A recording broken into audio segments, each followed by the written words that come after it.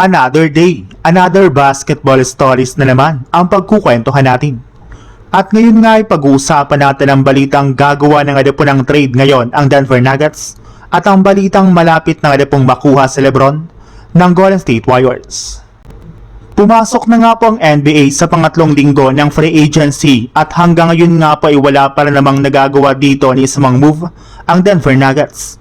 Kabaliktaran nga po ito ng sinabi noon ng kanilang kupunan na magiging busy at aktibo sila sa free agency at trade market. Pero hindi rin naman nga po ibig sabihin yan na wala na silang gagawin pang move, since nananatili pa rin naman nga po ang loob ng front office ng Denver Nuggets sa kagustuhan nilang i-trade ang halos lahat ng kanilang mga players maliban na lang sa kanilang superstar na si Nikola Jokic.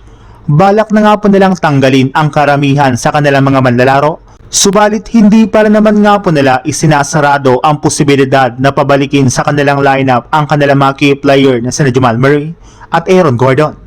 Ayon nga po sa isang insider, ito-trade lang naman nga daw po nila ang dalawang player na ito kung sakasakali man na makakuha sila ng magandang kapalit ngayong offseason na mapapakinabangan ng team at makakatulong talaga kay Nikola Jokic.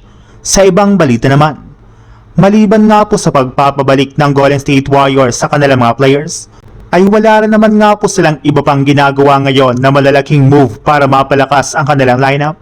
Kaya hindi na nga po nakakagulat bakit unti-unting nawawala ng tiwala ang kanilang mga fans sa kanilang front office, lalo na sa kanilang general manager na si Mike Dunleavy. Pero ayon nga po sa naging pahayag nito sa kanyang interview sa media, wala nga na pong dapat ipag-alala ang kanilang mga fans, gayong naayon na rin naman nga po sa team ang mga nangyayari sa free agency ngayong offseason.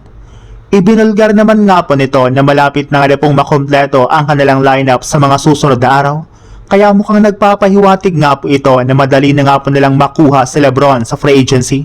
Since dito nga po sila magdedepende kung ano pa ang kanilang mga susunod na gagawin at kung ano ang mga dapat nilang mapa-improve sa kanilang lineup na kaya ng kanilang kasalukuyang cap space.